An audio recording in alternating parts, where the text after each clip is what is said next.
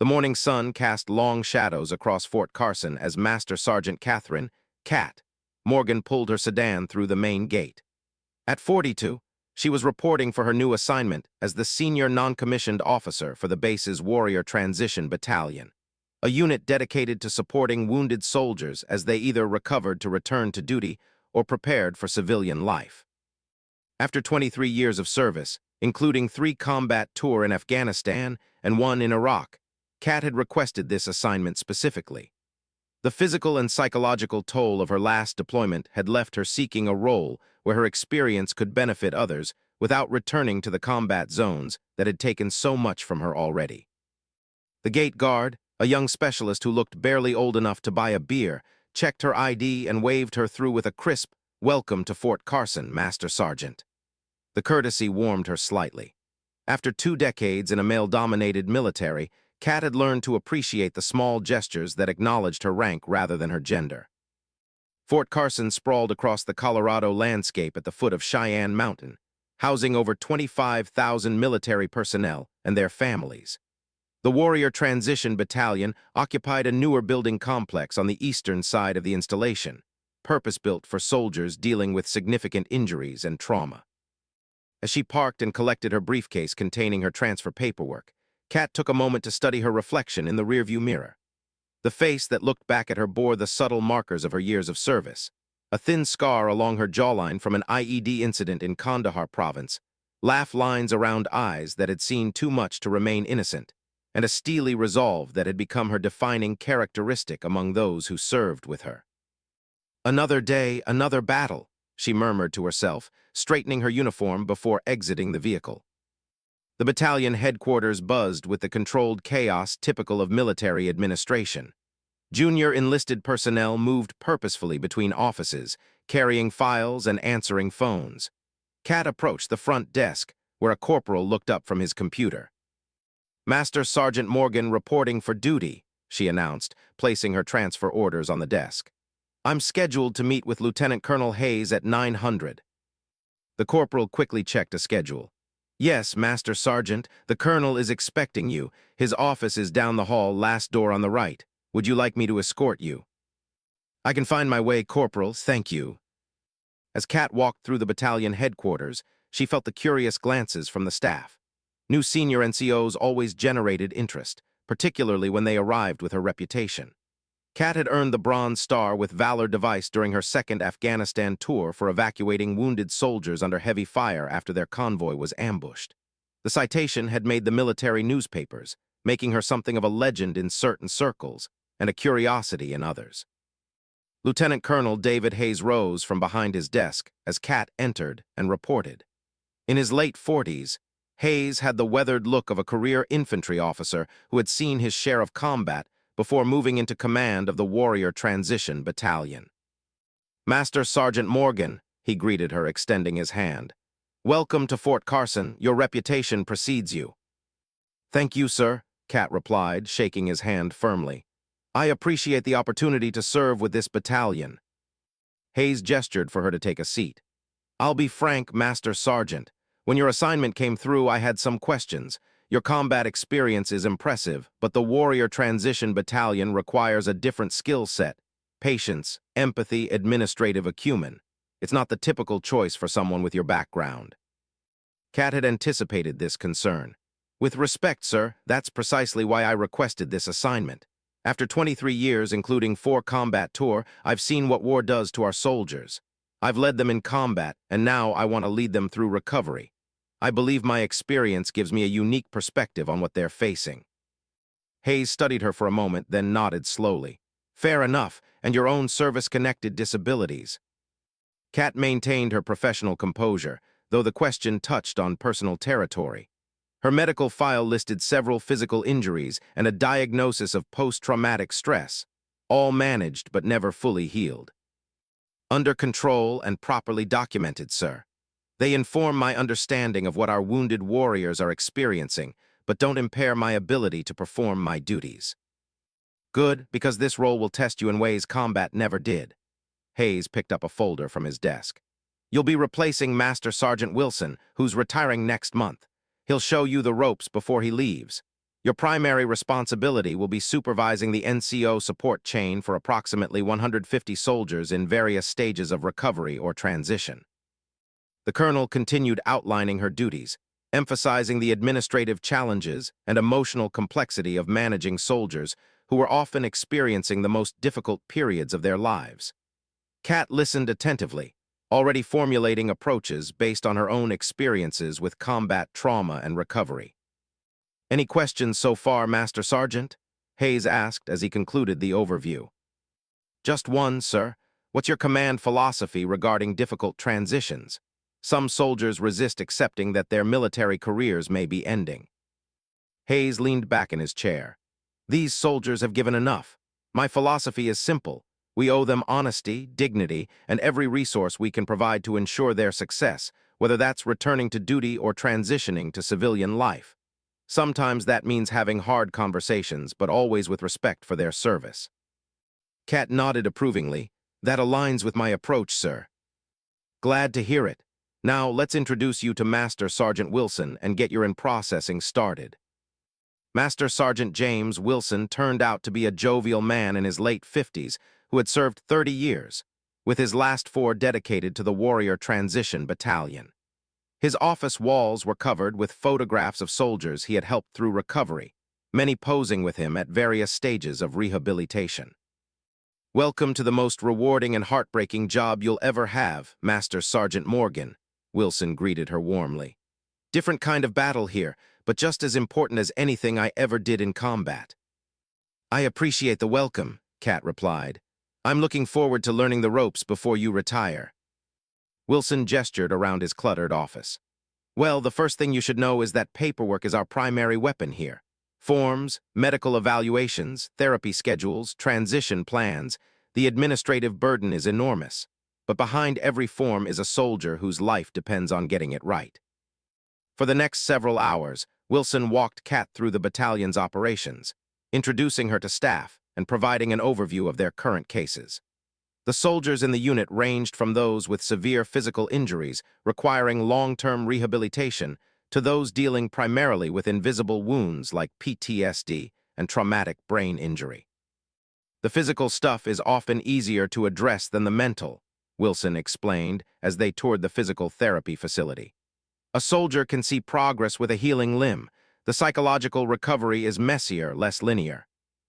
Kat understood this reality all too well.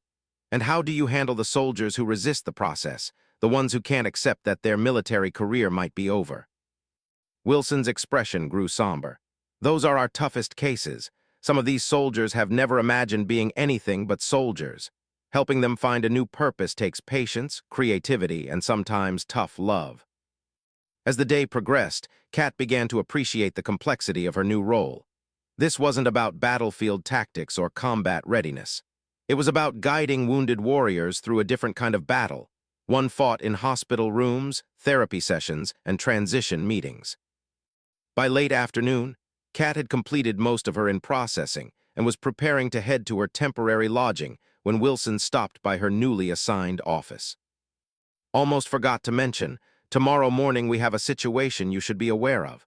There's an older veteran who keeps coming to the base, insisting he has an appointment at our battalion. Security has turned him away twice already, but he's persistent. Claims he served in Vietnam and needs to speak with someone about his benefits." "Shouldn't Veterans Affairs handle that?" Kat asked.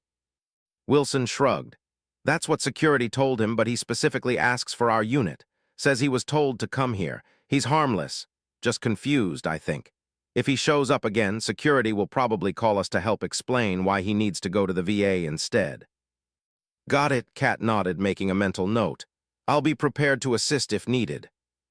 As she drove to her temporary quarters that evening, Kat reflected on the day's orientation. The Warrior Transition Battalion represented a different kind of leadership challenge than she had faced before, but also an opportunity to make a profound difference in the lives of soldiers who had sacrificed much for their country.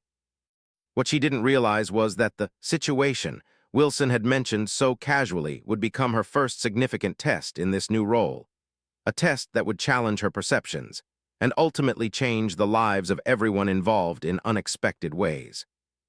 The next morning arrived with a thin layer of frost covering the landscape, a reminder that Colorado autumns could shift quickly toward winter. Kat arrived at the battalion headquarters early, determined to continue familiarizing herself with the unit's operations and personnel before the day's scheduled activities began. She had just settled at her desk with a stack of case files when her phone rang. "Master Sergeant Morgan," she answered crisply. "Master Sergeant, this is Sergeant Miller at the main gate. We have a situation with an elderly veteran who's insisting on seeing someone from the Warrior Transition Battalion.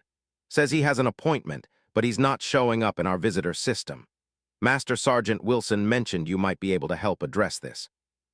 Kat recalled Wilson's mention of the persistent veteran. "I'll head down to the gate, have him wait in the visitor center if possible." "Thank you, Master Sergeant. He's being quite insistent." 15 minutes later, Kat entered the visitor center adjacent to the main gate. She immediately spotted the subject of the call, an elderly man, perhaps in his 70s, sitting rigidly in a plastic chair. Despite his age, he maintained the unmistakable bearing of a soldier. He wore a Vietnam veteran's cap adorned with service ribbons and a weathered field jacket that had clearly seen better days. His cane rested against his chair, but his posture suggested he used it more for occasional balance than constant support.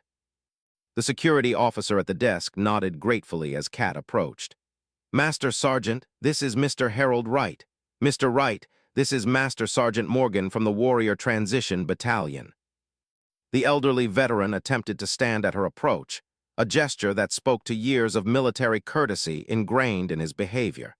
Kat quickly motioned for him to remain seated. "Please, Mr. Wright, no need to stand. I understand you're trying to reach our battalion." Wright's weathered face set in determined lines. "Yes, ma'am. I have an appointment.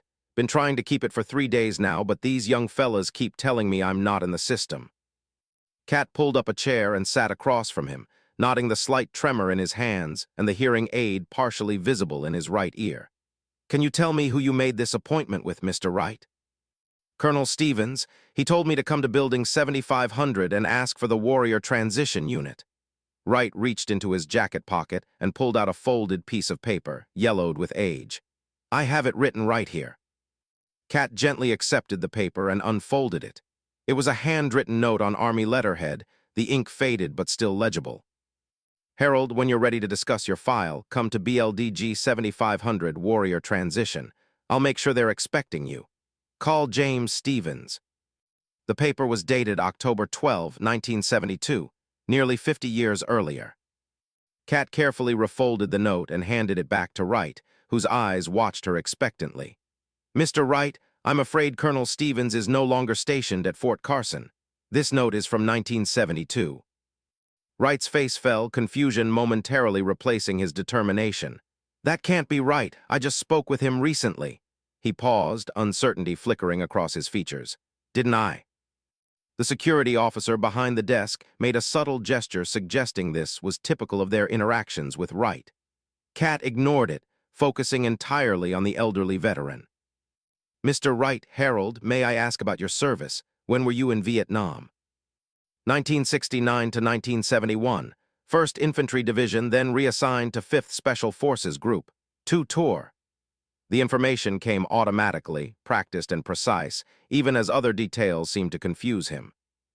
"That's impressive service," Kat acknowledged sincerely. "And you're seeking assistance with veterans' benefits." Wright shook his head firmly. "No, ma'am. I need to speak with someone about my file." Colonel Stevens understood. He said it was time to set things right. Kat sensed there was more to this story than simple confusion. The security personnel clearly viewed Wright as a nuisance, an elderly veteran with memory issues who needed to be directed elsewhere. But her instincts, honed by years of reading people in high-stress situations, told her something else was happening here. "Mr. Wright, our unit has changed significantly since 1972. Building 7500 isn't even the same facility anymore. But I'd like to help you if I can." She made a decision. "Would you be willing to come with me to our current headquarters? Perhaps we can figure out what Colonel Stevens was referring to." The security officer looked alarmed. "Master Sergeant, we can't just allow uncleared visitors onto the main post without proper authorization." Kat fixed him with a look that had quelled much more intimidating challenges than an overzealous gate guard. "Sergeant, Mr. Wright is a Vietnam veteran who served honorably. I'll escort him personally and take full responsibility. Please issue him a day pass under my authorization. Something in her tone made it clear this wasn't a request open for debate. The security officer hesitated, then nodded. Yes, Master Sergeant, I'll need to see his ID for processing. 20 minutes later, Kat guided Wright's ancient Buick as he directed her toward the visitor parking area near the battalion headquarters. During the short drive, she learned more about his background. 30 years working for the railroad after his military service, a wife who had passed away 5 years earlier, and a son living in California who called regularly but visited rarely. I appreciate you helping me, Master Sergeant, Wright said as they walked from the parking lot toward the headquarters building. His gait was slow but determined, using the cane mainly for stability on uneven ground. Those fellas at the gate mean well, but they don't understand how important this is. Can you tell me more about what you're hoping to accomplish today, Mr. Wright? What exactly is in this file that needs addressing? Wright's expression turned somber. Something that should have been handled a long time ago, a mistake. Colonel Stevens said it wasn't too late to fix it, even after all these years. Before Kat could press for more details, they reached the battalion headquarters. As they entered, she noticed the curious glances from staff members, clearly wondering why she was escorting an elderly veteran through their administrative spaces. Master Sergeant Wilson emerged from his office, eyebrows raised questioningly. Kat gave him a subtle nod, suggesting she had the situation under control. Mr. Wright, this is Master Sergeant Wilson. He's currently the senior NCO for our unit, though he's retiring soon. That's why I'm here. I'll be taking over his responsibilities. Wright extended his hand to Wilson with military courtesy. Pleasure to meet you, Master Sergeant. I was a sergeant first class myself, back with 5th Group. Wilson shook his hand respectfully. Special Forces, huh? That's serious business. It was a long time ago, Wright replied, a shadow passing across his features. Kat guided Wright to her office, offering him the more comfortable chair while she took the seat behind her desk. Mr. Wright, I'd like to help you resolve whatever brought you here, but I need to understand more about this file you're seeking. What exactly happened in 1972 that Colonel Stevens wanted to address? Wright's hands tightened on his cane. It was about my discharge, about what they wrote in my record. He stared at a point somewhere beyond Kat, his focus turning inward. I didn't desert, I was captured. The statement hung in the air between them, its significance immediately clear to Kat despite the limited details. A desertion charge versus being a prisoner of war represented a profound injustice if Wright was telling the truth. You were a prisoner of war, but your record shows desertion, she clarified carefully. Wright nodded, his jaw tightening. 3 months in a camp near the Cambodian border. By the time I escaped and made it back to friendly forces, my unit had reported me as AWOL, then desertion. The paperwork was already processed. Some believed me, some didn't. Colonel Stevens was investigating when things got complicated. Complicated how? Wright's gaze dropped to his hands. I wasn't right after I got back. Today they call it PTSD. Back then, they just called it shell shock or worse, cowardice. I couldn't sleep, couldn't focus, started drinking. When they questioned me about where I'd been, I couldn't always keep the details straight, made it easy for them to doubt my story. Kat felt a cold anger building as she began to understand. A soldier traumatized by captivity, then further traumatized by being disbelieved and labeled a deserter. It was a devastating combination that could destroy someone. What happened with Colonel Stevens' investigation? He found evidence supporting my account, reports from South Vietnamese forces about American prisoners in the area where I was held, timeline inconsistencies in the desertion paperwork. He was building a case to correct my record when Wright paused, shame evident in his expression. I had a breakdown, ended up in the psychiatric ward at the VA. By the time I was stabilized, months had passed. Stevens had been reassigned, and no one else seemed interested in reopening my case. Kat considered the complexity of the situation.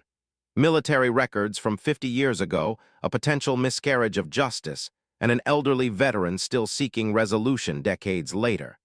This wasn't a simple matter of directing someone to Veterans Affairs. Mr. Wright, correcting military records from that era would typically involve submitting an application to the Army Board for correction of military records. It's a formal process that can take time. Wright's expression fell. I've tried that route, Master Sergeant, 3 times over the years. Without additional evidence, they won't reconsider. That's why Colonel Stevens wrote that note. He said he was keeping a copy of his findings in my file here at Fort Carson. Said someday, when I was ready to try again, that evidence might help. Kat made a decision. Mr. Wright, I can't promise anything, but I'd like to look into this further. The Army doesn't maintain active personnel files from Vietnam on base anymore, but there might be records in our historical archives that could help, especially if Colonel Stevens made specific notations about your case. Hope flickered in Wright's tired eyes. You'd do that? The last person I spoke with at the VA told me to let it go, said it was too long ago to matter now. It matters, Kat replied firmly. If you served honorably and were a prisoner of war, that deserves to be recognized correctly in your record. It might take some time, but I'd like to try. The gratitude in Wright's expression made it clear how much this meant to him. Not just a bureaucratic correction, but a restoration of honor that had been denied him for half a century. As Kat escorted Wright back to his vehicle, promising to contact him once she had any information, she was already formulating a plan. This would require navigating military bureaucracy, historical archives, and possibly classified Vietnam-era records. It wouldn't be simple, but addressing such injustices was precisely why she had wanted this assignment, to help soldiers who had fallen through the cracks of the system. What she couldn't know was that her decision to help Harold Wright would set in motion events that would challenge the entire battalion's understanding of service and sacrifice, while bringing to light a story of courage that had remained hidden for far too long. "You're serious about this?" Master Sergeant Wilson asked, leaning against the doorframe of Kat's office later that afternoon. "Digging into a Vietnam-era desertion case." Kat looked up from her computer where she'd been researching Army record-keeping procedures from the early 1970s. "It's not just any desertion case. If Wright is telling the truth, a POW was incorrectly labeled a deserter. That's a profound injustice." Wilson sighed, entering the office and closing the door behind him. "Look, Morgan, I understand the impulse to help, but we've got over 100 current soldiers in this battalion who need our attention. Is this really the best use of your time?" "I can manage both," Kat replied firmly. "And yes, I believe it is worthwhile. Wright has been carrying this burden for 50 years. That deserves some effort on our part. Our mission is to help today's wounded warriors transition, not to rewrite Vietnam War history," Wilson countered, though his tone had softened. Kat met his gaze directly. "Our mission is to support soldiers, past and present. Besides, what kind of message does it send to our current transitioning soldiers if we're willing to let historical injustices stand? Don't they deserve to believe the Army will still care about their service record 50 years from now?" Wilson considered this, then shook his head with a reluctant smile. "You've got a point there. I just don't want you to get your hopes up. Records from that era are spotty at best, and many were destroyed in the National Personnel Records Center fire in 1973. "I'm aware of the challenges," Kat acknowledged. "But I have to try. Wright doesn't have that many years left to see this corrected." "All right then, what's your plan?" Kat outlined her approach. "First, I need to find any local records that Colonel Stevens might have maintained. Then I'll need to connect with the Army Heritage and Education Center to see if they have relevant unit records from 5th Special Forces Group in Vietnam. Finally, I'll reach out to my contact at the POW MIA accounting agency. They might have historical reports about captives in the region Wright described." Wilson nodded, impressed despite his initial skepticism. "Sounds like you've thought this through, but you should probably loop in the colonel. Reopening a desertion case, even a decades-old one, could get politically complicated." "I'll brief him tomorrow," Kat agreed. "For now, I just want to determine if there's enough substance to Wright's claim to warrant formal action." After Wilson left, Kat continued her research, making notes and compiling a list of potential resources. At 17:30, most of the battalion staff had departed for the day, but she remained focused on her task, the image of Wright's weathered face and hopeful eyes driving her forward. A knock at her open door interrupted her concentration. Looking up, she saw Lieutenant Colonel Hayes standing there, his expression curious. "Master Sergeant, I expected you'd be gone by now. Wilson mentioned you had an interesting visitor today." Kat rose to her feet. "Yes, sir. An elderly Vietnam veteran named Harold Wright. He served with 5th Special Forces Group and has an unusual situation regarding his discharge status. Hayes entered and took the chair opposite her desk. Tell me about it. Kat outlined Wright's story, explaining the alleged POW experience, the desertion charge, and Colonel Stevens' interrupted investigation. Hayes listened without interruption, his expression thoughtful. That's quite a claim, he said when she finished. What makes you believe him? Several things, sir. His knowledge of 5th Group operations is detailed and accurate for that period. The timing of his alleged captivity coincides with known enemy activity in that region, and his description of post-captivity trauma is consistent with what we now recognize as PTSD in returned POWs. Kat paused. Plus, my gut tells me he's telling the truth. Hayes considered this. Your gut has probably served you well in combat, but we need more than intuition to challenge a 50-year-old desertion charge. What's your next step? With your permission, sir, I'd like to check our historical archives for any records Colonel Stevens might have maintained. Wright claims Stevens kept a file here at Fort Carson. Hayes nodded slowly. Our historical archives are housed in the basement of Building 1118. Most material from that era has been transferred to national repositories, but there might be something there. I'll authorize your access. Thank you, sir. One more thing, Master Sergeant, Hayes added as he stood to leave. If you do find evidence supporting Wright's claim, be prepared for resistance. The Army doesn't easily admit to mischaracterizing a soldier's service, especially one involving desertion versus POW status. This could become politically charged. Understood, sir. But if he was wrongly labeled a deserter when he was actually a prisoner of war? Then we have an obligation to correct it, Hayes finished for her. I agree, just be thorough and document everything. You'll need an airtight case. The following morning, Kat arrived at Building 1118 as soon as it opened. The basement archives were a sprawling collection of file cabinets, shelves, and storage boxes containing decades of administrative records deemed important enough to keep but not critical enough to digitize. The archivist, a retired sergeant first class named Martinez who had transitioned to civilian service, greeted her skeptically when she explained her mission. Vietnam-era personnel records? Most of those would have been transferred to the National Archives decades ago, he explained, leading her through the dimly lit storage area. What exactly are you looking for? A file that might have been maintained separately by Colonel James Stevens regarding a soldier named Harold Wright. It would have been from around 1972. Martinez shook his head doubtfully. That's not promising, but we do have a section of command files from that period that weren't part of regular personnel records. Special cases, investigations, things that commanders kept separate from the official system. He pointed to a row of filing cabinets against the far wall. If it exists, it would be in there. For the next 4 hours, Kat methodically searched through dusty files organized by year and commanding officer. The 1972 section under Colonel Stevens was smaller than she'd hoped, suggesting that much had indeed been transferred elsewhere over the decades.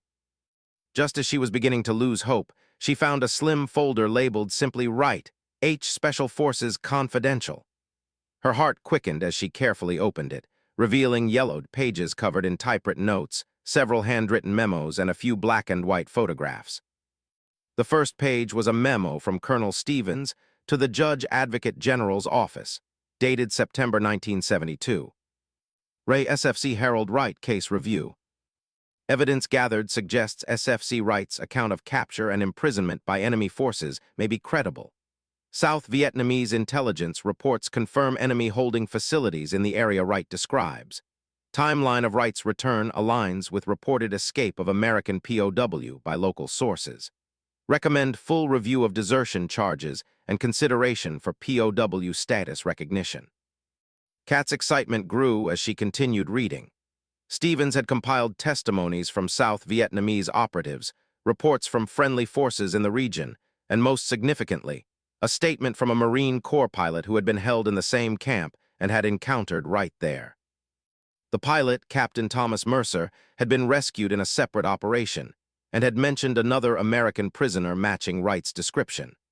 However, his debriefing had been processed through Marine Corps channels rather than Army, creating a bureaucratic disconnect that prevented the information from reaching Wright's case reviewers. Stevens had been attempting to connect these separate intelligence streams when Wright's psychological breakdown had interrupted the process. The final document in the file was a handwritten note from Stevens dated November 1972. Wright hospitalized at VA psychiatric facility. Investigation paused pending his recovery. Evidence strongly supports POW status, but without Wright's coherent testimony, case remains difficult to prove conclusively. Maintaining this file for future reference if when Wright is able to pursue case again. Kat carefully photographed every document with her phone, ensuring she had digital copies of everything.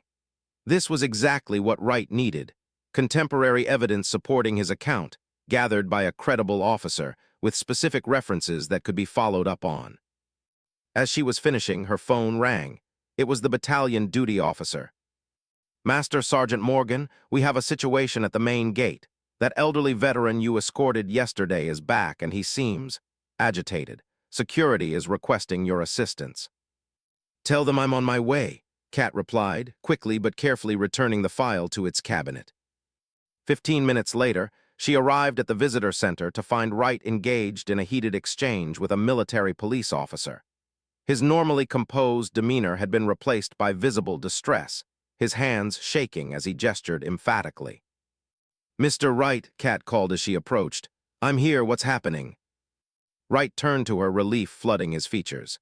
"Master Sergeant Morgan, thank God, they won't let me through. I need to see Colonel Stevens today, it's urgent." The MP officer gave Kat a meaningful look. "He's been insisting on seeing a colonel who isn't stationed here. We explained that to him, but he's becoming increasingly agitated." Kat nodded understanding to the officer, then gently took Wright's arm. "Mr. Wright, let's sit down for a moment." She guided him to a bench outside the visitor center, away from curious onlookers. "Colonel Stevens isn't here anymore, remember, we talked about that yesterday." Confusion crossed Wright's weathered face. "Yesterday, I'm not sure I remember that." He pressed a hand to his forehead. "Sometimes I get mixed up about days. My son says it's getting worse."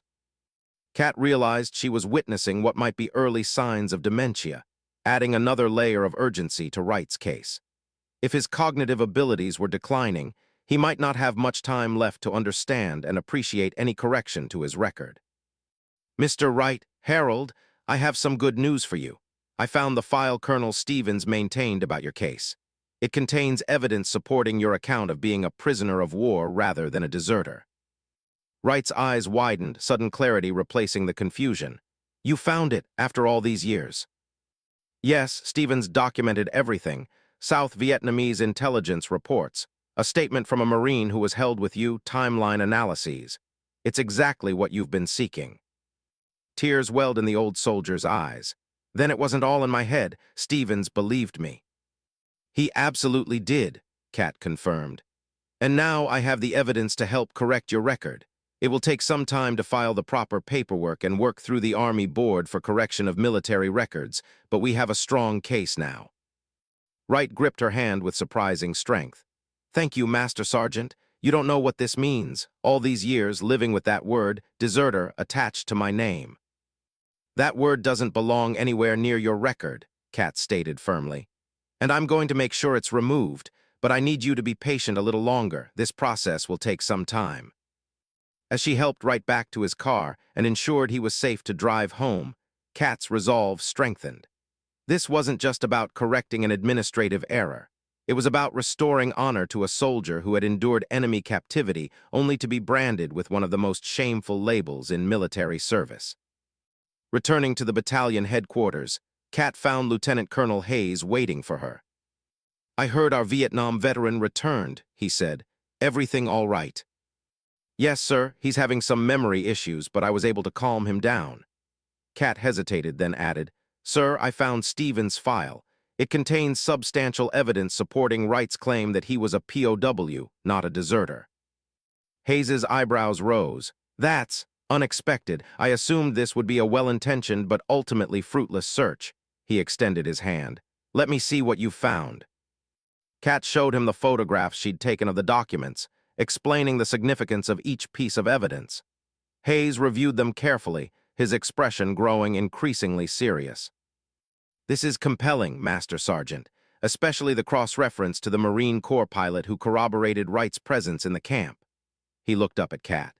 You understand that pursuing this will require navigating significant bureaucratic obstacles. The Army doesn't easily admit to mischaracterizing a soldier's service, especially one involving desertion. I understand, sir, but I believe it's worth the effort. Hayes studied her for a moment, then nodded decisively. I agree. Draft a formal submission to the Army Board for correction of military records. I'll endorse it personally and expedite it through command channels. Let's get this old soldier the recognition he deserves. As Kat left Hayes's office, she felt a sense of purpose that transcended her usual commitment to duty. This wasn't just about following procedures or fulfilling responsibilities. It was about fundamental justice for a soldier who had suffered doubly, first at the hands of enemy captors, then at the hands of the very institution he had served. What she couldn't yet know was that the file she had discovered would lead to consequences far beyond correcting one soldier's record. The evidence that had remained buried for decades would ultimately force a reckoning that would reach to the highest levels of military authority and change the lives of everyone involved in ways none of them could have anticipated. 3 weeks passed in a flurry of activity as Kat divided her attention between her regular duties with the Warrior Transition Battalion and the increasingly complex case of Harold Wright. The formal submission to the Army Board for correction of military records had been filed, with Lieutenant Colonel Hayes's strong endorsement attached, but military bureaucracy moved at its own deliberate pace. During this time, Kat maintained regular contact with Wright, visiting his small apartment twice to provide updates and gather additional details that might strengthen his case. She had also located and contacted the family of Captain Thomas Mercer, the Marine Corps pilot who had encountered Wright in captivity. Though Mercer had passed away in 2011, his widow still possessed his wartime journals, which included brief mentions of an Army Green Beret named Wright, who had shared his captivity briefly before being moved to another location. On a crisp November morning, Kat was reviewing transition plans for several wounded soldiers when her office phone rang. Master Sergeant Morgan. Master Sergeant, this is General Crawford's office at the Pentagon. The crisp, professional voice on the other end immediately captured Kat's full attention. Lieutenant General Robert Crawford was the Army's Deputy Chief of Staff for Personnel, one of the highest-ranking officers involved in personnel matters. The General would like to speak with you regarding the Harold Wright case. Please hold for the General. Before Kat could fully process this unexpected development, a deeper voice came on the line. Master Sergeant Morgan, this is Lieutenant General Crawford. I understand you've been championing the case of Sergeant First Class Harold Wright. Yes, sir, Kat replied, maintaining her professional composure despite her surprise. Your submission to the board has been forwarded to my office due to its sensitive nature. Allegations of mischaracterized POW status have significant implications. I'd like to understand your interest in this case. Kat explained how she had encountered Wright and discovered Colonel Stevens' file, emphasizing the evidence supporting Wright's account of captivity rather than desertion. I see, Crawford responded when she finished. And you feel this warrants reopening a case that was settled nearly 50 years ago. With respect, sir, it was never properly settled, Kat replied, choosing her words carefully but firmly. The evidence suggests a grave injustice was done to SFC Wright. If he was indeed a prisoner of war but has carried the stigma of desertion for 5 decades, that deserves correction regardless of the time elapsed. There was a pause before Crawford spoke again.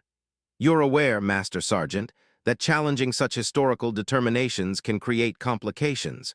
Records from that era are often incomplete, and overturning established findings requires extraordinary evidence. The evidence in Colonel Stevens' file meets that threshold, sir. Additionally, we've located contemporaneous journal entries from Captain Mercer, the Marine pilot mentioned in Stevens' notes, which corroborate Wright's presence in the POW camp. Another pause, longer this time. Your battalion commander, Lieutenant Colonel Hayes, has strongly endorsed this review. He speaks highly of your judgment and integrity. I appreciate the Colonel's confidence, sir. Very well, Master Sergeant. I'm dispatching Colonel James Webster from my staff to Fort Carson to review this matter personally. He'll arrive tomorrow. Have all your evidence organized and ready for his assessment. After the call ended, Kat sat motionless for a moment, absorbing the implications. General Crawford's personal interest and the dispatch of a staff officer suggested the case had touched nerves at levels far beyond what she had anticipated. This was no longer just a matter of correcting one soldier's record. It had become something much larger. She immediately briefed Lieutenant Colonel Hayes, who appeared both concerned and impressed by the Pentagon's swift attention. "This is unusual," he noted. "Personnel cases rarely attract this kind of high-level scrutiny, even controversial ones." "Should I be worried, sir?" Kat asked directly. Hayes considered the question. "Not worried, but prepared. There's something about this case that's triggered interest beyond the usual channels. Make sure your documentation is impeccable and be ready for tough questions from Colonel Webster." The next day, Colonel Webster arrived at Fort Carson, a tall, austere figure in his late 50s with the polished appearance and precise manner of a career Pentagon staff officer. His first action was to review the original documents Kat had discovered, examining each page with meticulous attention. "These appear authentic," he acknowledged after nearly an hour of silent review in the conference room Kat had prepared. Colonel Stevens was thorough in his preliminary investigation. The question remains why this evidence wasn't acted upon at the time. According to Stevens' notes, Wright's psychological breakdown interrupted the process, Kat explained. By the time Wright was stabilized, Stevens had been reassigned and the case lost momentum. Webster nodded thoughtfully. "There's another factor to consider. 1972 was a complicated time for Vietnam operations. The war was increasingly unpopular, withdrawal was underway, and the Army was facing multiple challenges. Acknowledging that we had failed to recognize a POW and instead branded him a deserter would have been politically inconvenient." Kat felt a surge of indignation. So Wright's honor was sacrificed for political expediency. "I'm not saying that was the official determination," Webster clarified. "But institutional inertia often favors the status quo, especially when changing course might raise uncomfortable questions." He closed the file folder. "I'd like to meet SFC Wright in person. Can you arrange that?" The meeting was set for the following morning at Wright's apartment, as the elderly veteran had been experiencing increasing mobility issues. Kat arrived early to ensure Wright was prepared, finding him more alert and engaged than in their previous interactions. The prospect of potential vindication seemed to have energized him. "I never thought I'd live to see this day," Wright confessed as Kat helped him arrange his modest living room for the meeting. "Most people gave up on me a long time ago. Even I started to doubt myself sometimes." "That's understandable, given what you've been through," Kat replied, straightening a cushion on his worn sofa. "But the evidence supports your account, Mr. Wright.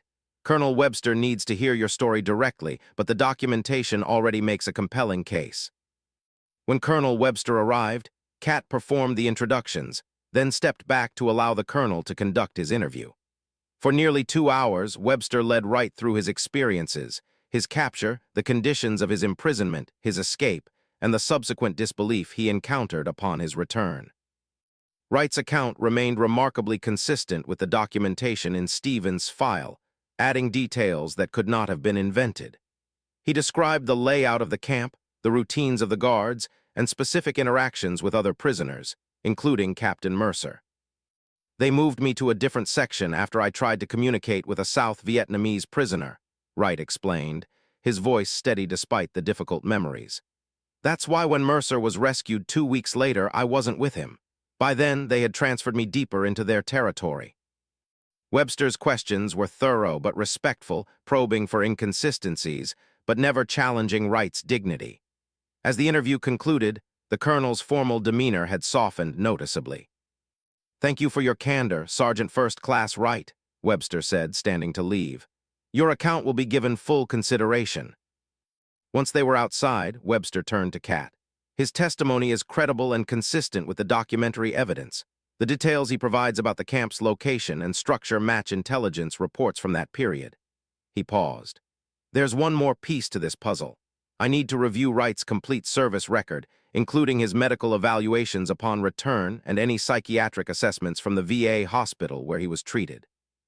Those would be in the National Personnel Records Center." "That could take weeks through standard channels," Kat pointed out. General Crawford has authorized expedited access, Webster replied. The records should be available electronically by tomorrow. The significance of this level of attention wasn't lost on Kat. Sir, may I ask why this case is receiving such high-level interest? As you pointed out yesterday, it's unusual for a 50-year-old personnel matter to attract this kind of scrutiny. Webster hesitated, then decided to be candid. Master Sergeant, this isn't just about one soldier's record. If Wright's account is validated, it raises questions about how many other Vietnam-era cases might have been similarly mishandled. The implications extend beyond individual justice to potential systemic issues in how POW MIA matters were administered during a chaotic period. General Crawford needs to understand the full scope before determining next steps. The following day, Webster summoned Kat, Lieutenant Colonel Hayes, and Master Sergeant Wilson to a secure conference room. The table was covered with files, printouts, and Wright's complete service record, which had indeed arrived overnight. I've completed my review, Webster began without preamble. The evidence is conclusive. Harold Wright was a prisoner of war who escaped captivity after approximately 3 months. Upon his return, his disoriented state, coupled with administrative disconnects between Army and Marine Corps intelligence channels, led to his being improperly classified as a deserter. Kat felt a surge of vindication, but Webster wasn't finished. The psychiatric evaluations from his VA hospitalization are particularly illuminating. The attending physician noted symptoms consistent with what we now recognize as severe PTSD, including disjointed recall and difficulty maintaining temporal sequences, exactly what would be expected from someone who had endured captivity and torture. Yet these clinical observations were never factored into the desertion determination. So what happens now, sir? Lieutenant Colonel Hayes asked. General Crawford has authorized immediate action to correct Wright's military records, Webster announced. The desertion charge will be expunged, and his status will be officially changed to prisoner of war. Additionally, he will be awarded the Prisoner of War Medal and considered for the Bronze Star for his escape, which required significant courage and resourcefulness based on the available accounts. Kat couldn't hide her smile. That's wonderful news, sir. When will Wright be notified? That's where you come in, Master Sergeant Morgan, Webster replied. General Crawford would like you to inform Wright personally of the decision. Furthermore, he's authorized a formal recognition ceremony here at Fort Carson, should Wright be well enough to participate. The news struck Kat deeply. This wasn't just a bureaucratic correction, it was a full restoration of honor for a soldier who had endured both enemy captivity and decades of unwarranted shame. I'd be honored to inform him, sir, and I believe he would treasure a formal recognition, health permitting. There's one more thing, Webster added, his expression turning solemn. General Crawford wants you to know that Wright's case has prompted a broader review of similar situations from the Vietnam era. Your persistence in pursuing this matter may end up helping other veterans who suffered similar injustices. 3 weeks later, Fort Carson's auditorium was filled for what had become a significant event. In the front row sat Harold Wright in a wheelchair, dressed in a new suit with his Vietnam service ribbons properly displayed. Beside him was his son, who had flown in from California, and his granddaughter, a college student who had never fully understood her grandfather's military service until now. On the stage, Lieutenant General Crawford had made the unexpected decision to attend personally, standing alongside Lieutenant Colonel Hayes and other base leadership. Kat, in her dress uniform, stood at parade rest nearby, still somewhat amazed at how events had unfolded from that first encounter at the visitor center. General Crawford approached the microphone. Today we gather to correct a profound injustice and to honor the service of Sergeant First Class Harold Wright, whose courage as a soldier and as a prisoner of war exemplifies the highest traditions of the United States Army. The general detailed Wright's service, his capture, and the subsequent mischaracterization of his status, speaking with a frankness that acknowledged the institutional failure while emphasizing the importance of setting it right, even decades later. No recognition, however belated, can fully compensate for the years Sergeant First Class Wright carried the undeserved burden of being labeled a deserter when he had, in fact, endured enemy captivity and eventually escaped at great personal risk. But today, we officially correct that injustice and restore the honor that has always been rightfully his. General Crawford stepped away from the podium and approached Wright, who insisted on standing despite his frailty, supported by his son on one side and Cat on the other. The general personally pinned the prisoner of war medal on Wright's suit, followed by the Bronze Star with V, Device for Valor, awarded for his escape from captivity. On behalf of the United States Army, I extend our profound apology for the mischaracterization of your service and our sincere gratitude for your sacrifice, the general stated, rendering a formal salute to the elderly veteran. Wright, tears streaming down his weathered cheeks, returned the salute with perfect military bearing, his hand steady despite his physical limitations. The auditorium erupted in applause, many attendees standing in respect. As the ceremony concluded, Wright turned to Cat, his eyes bright with emotion. "Thank you, Master Sergeant Morgan. When they ordered me off the base that first day, I almost gave up. After 50 years, who would believe me? Who would care?" "I believed you," Cat replied simply, "and I cared." "You did more than that," Wright said softly.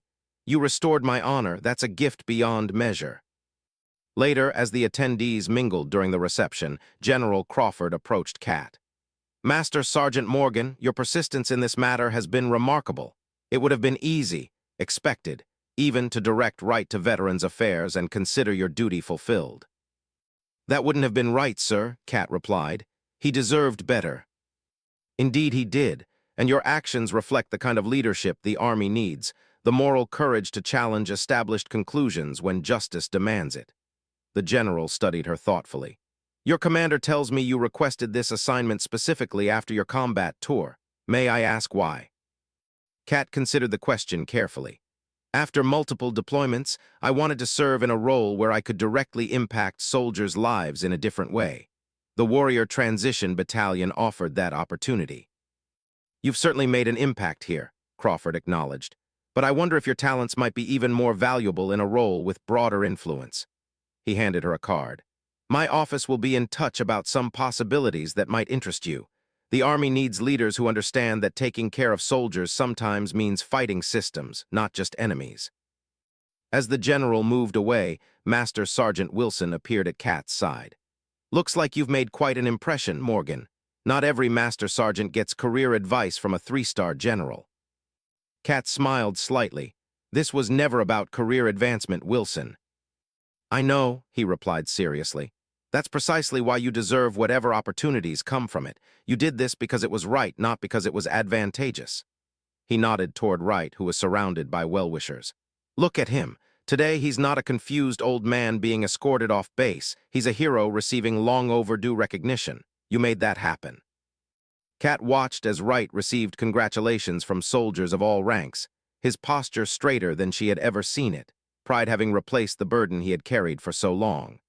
The transformation was remarkable, not just in how others perceived him, but in how he carried himself now that his truth had been officially acknowledged. In that moment, Cat understood something fundamental about her military service. Beyond the combat operations, beyond the medals and promotions, this was perhaps the most important mission she had ever undertaken, restoring justice for a fellow soldier whom the system had failed. It reinforced her belief in the principles that had drawn her to military service in the first place: honor, integrity, and the unwavering commitment to leave no soldier behind, even one whose battle had been fought 50 years in the past. As the reception wound down and Wright prepared to leave with his family, he stopped to say goodbye to Cat. "I wore the shame of that desertion charge for half a century," he said quietly. "Now, for whatever time I have left, I can hold my head high again. That means everything." "You always deserve to hold your head high, Mr. Wright," Cat replied. "You served with honor, endured captivity, and fought for decades to have the truth recognized. That takes a special kind of courage." Wright smiled, a peaceful expression that suggested a weight had finally been lifted. "My only regret is that my wife didn't live to see this day. She always believed me, even when I started to doubt myself." "She knew the truth," Cat assured him, "and now everyone else does too." As Wright departed with his family, Lieutenant Colonel Hayes joined Cat. "You know, when you first arrived at this battalion, I wondered if your combat experience would translate well to this environment. Combat leadership is different from what we do here." "And now, sir?" Cat asked. Hayes smiled. Now I understand that the best leadership isn't context-specific. It's about seeing the mission through even when the mission isn't what you expected. It's about recognizing injustice and having the courage to address it, regardless of institutional inertia or bureaucratic obstacles. He extended his hand. Well done, Master Sergeant Morgan, truly well done. As Kat shook his hand, she realized that her journey with the Warrior Transition Battalion had evolved in ways she couldn't have anticipated. She had come seeking a different kind of service after her combat tour, a way to continue contributing while processing her own experiences of war. What she had found instead was a reminder that the most important battles sometimes took place not on distant battlefields, but in the quiet persistence required to ensure that every soldier, whether recently wounded or long retired, received the honor, care, and recognition they had earned through their service. In Harold Wright, she had found not just a case to champion, but a living embodiment of the resilience and dignity that defined the best of military service. And in correcting the injustice he had endured, she had rediscovered the core purpose that had drawn her to the Army in the first place, standing up for what was right, especially when it wasn't easy. As the last attendees departed and Kat gathered her things to leave, she paused to look at the empty stage where Wright had finally received his long-overdue recognition. The auditorium was quiet now, but the impact of what had transpired there would continue to resonate. For Wright, for the other veterans whose cases might now be reviewed, and for Kat herself, whose understanding of her duty as a soldier had been forever deepened by an elderly veteran who refused to surrender his truth, even after 50 years of being ordered off the base.